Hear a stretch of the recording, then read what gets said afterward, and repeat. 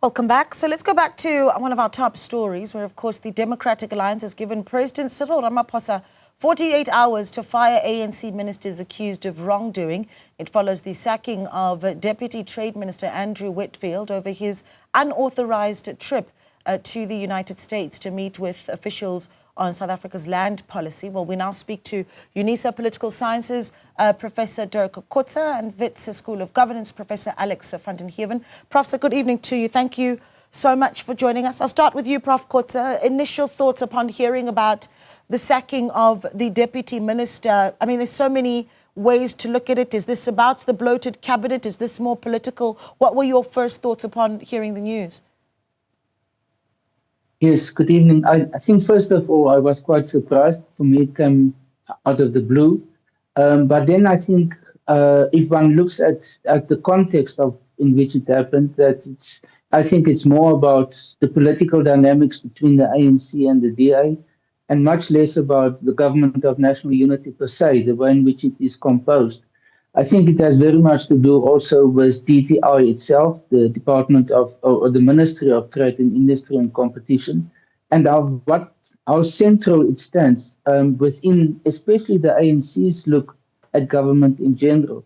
And the fact that it is, for example, responsible to manage quite a number of aspects of economic development and trade also, but it also includes, for example, the whole concept of Black economic empowerment, which for the ANC is obviously one of its key policy components. And I think the Deputy Minister, as John Steenhuisen, his leader, DA leader, indicated, have been critical about some policy components of the ministry and the department. And I think that became for the ANC maybe too much. Yeah, that's interesting that you bring in just the importance of the department in and of itself. And Prof van den Heeven, I'd like to hear what you make of the point that's been made there by Prof Kotze, that this is not necessarily about an unauthorized trip to the US, but more about the sort of transformational discussion that has been taking place even within DTI. What do you make of that?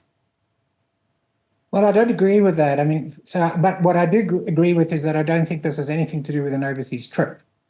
I don't believe it has anything to do with the transformation agenda of government, because in fact, there have been a number of ministers that have challenged legislation in a very serious way, and basically they maintained their positions and the GNU hasn't collapsed. There's a question as to whether this is related to the national lottery scandal that's brewing and all the relationships that are tied to that. There's an enormous amount of money and it's a potential cesspool.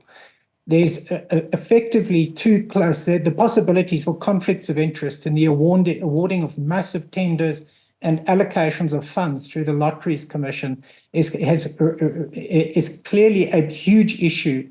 And it's quite possible that there have been internal objections to what is going on in that process.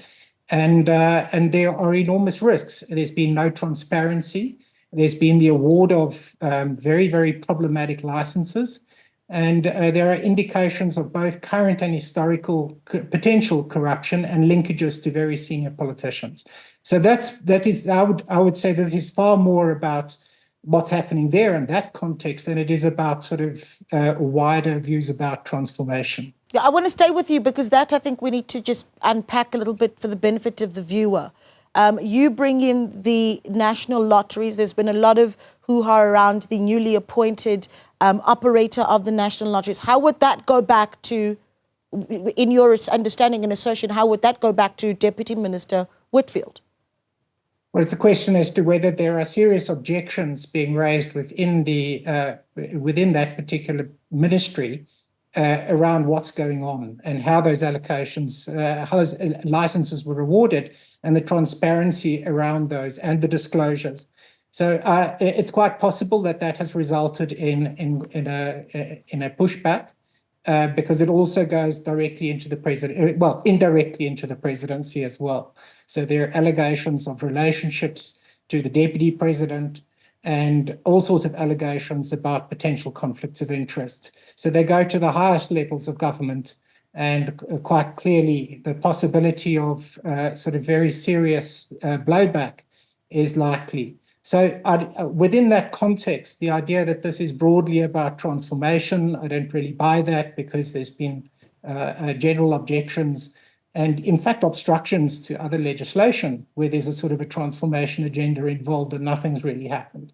So this is not about that, and I don't think it's about an overseas trip, because you've got multiple ministers who are have serious allegations of corruption against them, and they sit in their positions, and the president takes ages and ages to make a decision before, under huge pressure, maybe he just shifts them to the side and doesn't get rid of them. So the double standard suggests that this is about something else. Prof. Kotza, I'll bring you back in here. If we look at just the political implications of what we see unfolding here, the Democratic Alliance saying that the president has 48 hours now to fire ANC ministers that are also accused of wrongdoing. The Democratic Alliance saying they're going to meet to discuss this development. I mean, what do you imagine that discussion within the Democratic Alliance would really start to look like? And, you know, that ultimatum, you've got 48 hours to fire ministers accused of wrongdoing. What's on the other side of it if the president does not do that? Yes, I think this is obviously pushback from the DA side, and trying to equal the situation to some extent, to create an equalizer in it, and not to therefore to be seen as if the deputy minister has been sort of on the wrong in this respect. I don't think there's anything going to happen. President Ramaphosa will not respond to that. You know, if one looks at what his approach in the past to pressures or to ultimatums, is that he won't respond to that. So I don't think that is going to be ultimately any factor that will develop further. I think for me, what was very important of John Steenhuisen's speech in Parliament today was the fact that despite what this event and the fact that the deputy minister has now been kicked out of the government, is that he still announced or still maintained that the DA will support the budget processes within Parliament, especially the current bill on the distribution of revenue. So despite this, in a sense, crisis, or appearing to be a crisis in the government of national unity, the natural consequences of what they were supposed to do, and that is to vote against it, they didn't do. So what we are actually seeing, therefore, is that on the one hand, there is the internal power play between the ANC and the DA, but when it comes to the government of national unity, they are not trying to, or they are not putting it in a position where it really becomes threatened. And I think that was a very important sort of dynamic of these interactions of today, and which indicates that despite these differences between the ANC and the DA, they don't want to threaten the existence of the government of national unity. That's an interesting perspective. So you do have the back and forth. You've got 48 hours to fire your own ANC ministers. Prof. van den Heeven, do you agree with that this is, however, not the two parties, however, taking it as far as threatening the stability of GNU? So I think it becomes a very tricky set of issues. I don't think that the DA would vote against the budget. At this point, they've been part of this budget. So that's not going to be the retribution for this action. The question is whether there's a continuation of the actual government of unity with the DA in the executive of government, because obviously what happens in Parliament, that's where the bill is passed. It's in Parliament. It's not an executive decision.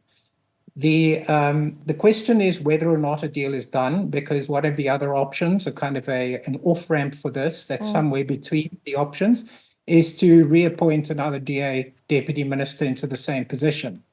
And that becomes a way in which the clash is avoided. The president doesn't have to fire his corrupt ministers, and he gets to placate the DA, and he doesn't have to reappoint the minister he fired.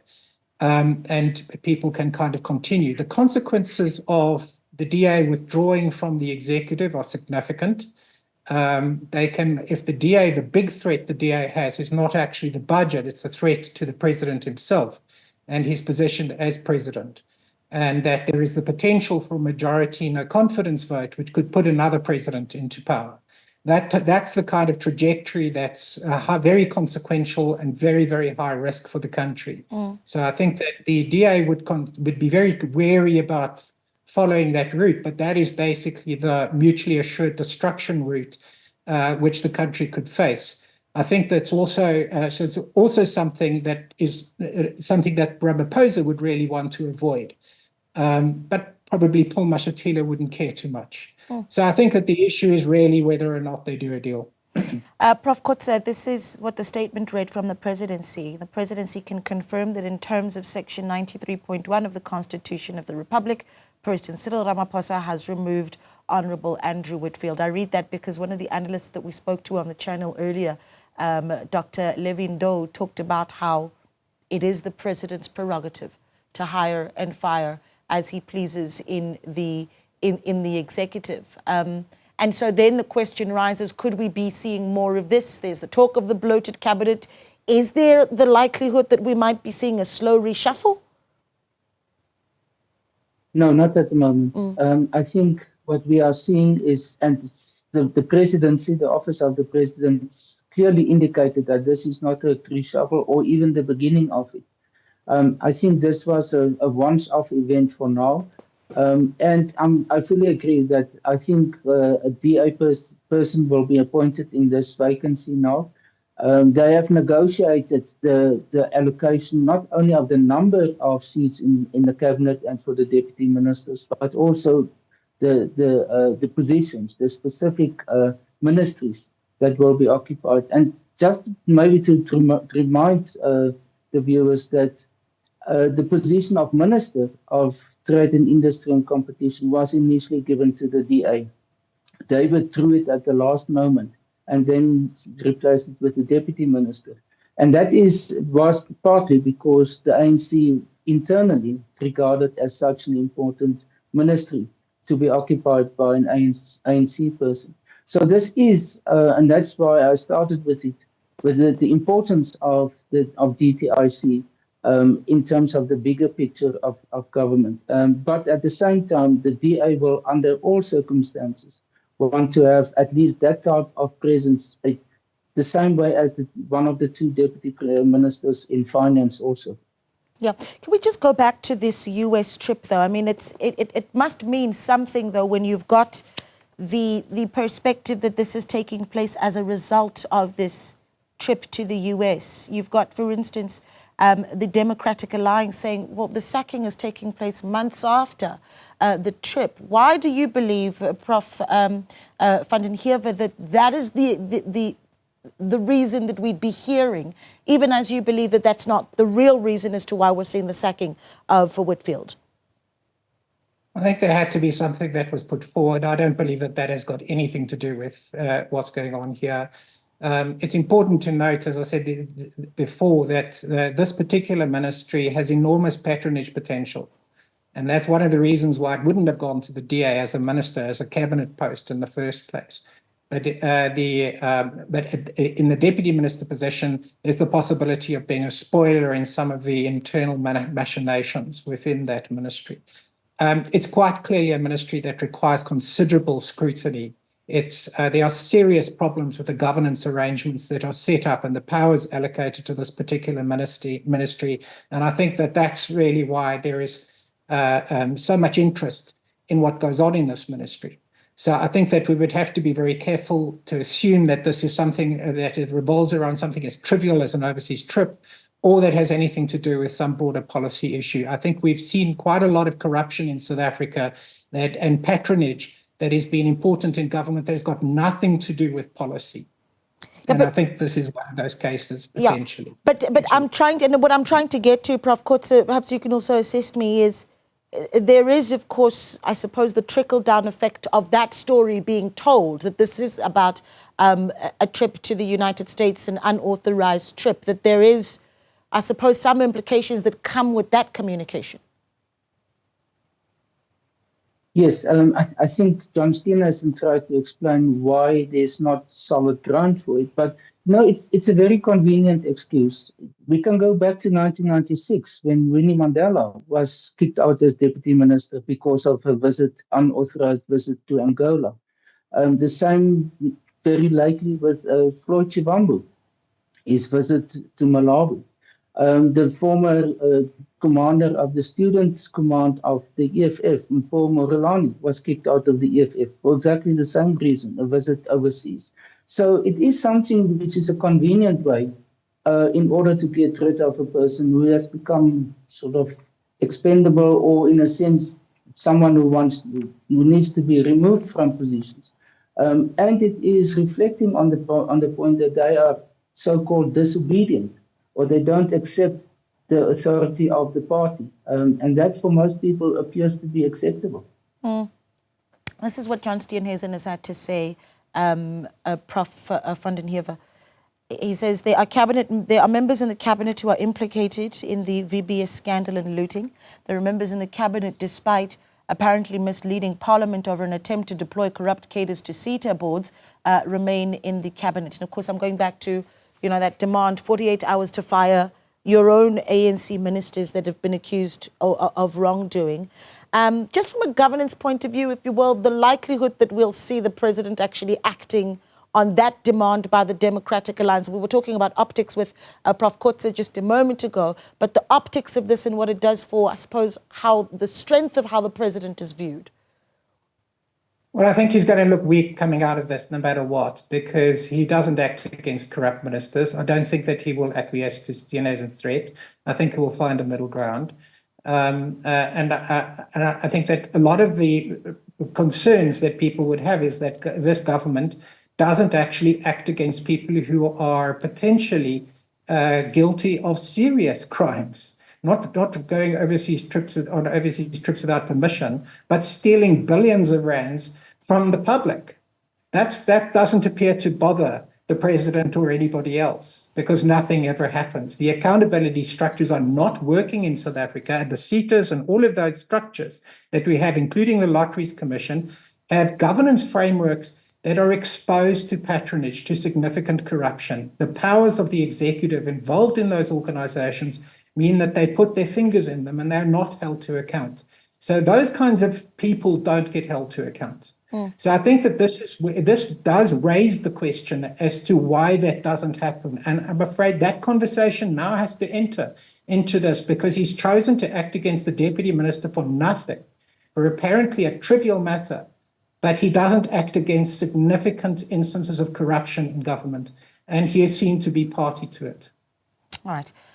Gentlemen, it's been an absolute pleasure speaking to you. Thank you so much for your time. Professor Dirk Kotze there, a Professor of Political Sciences at UNISA, and Professor Alex van den Heever, Governance Specialist at the University of Witwatersrand. And of course, we're keen to hear your thoughts on this as well. So feel free to send us a WhatsApp on 072-110-5584. What you make of the sacking of DTIC Deputy Minister Andrew Whitfield, what you think this will mean for certainly the working relationship between the ANC and the Democratic Alliance. Get in touch with us and we'll share your thoughts with our viewers. Let's take a short break. We are back in a moment.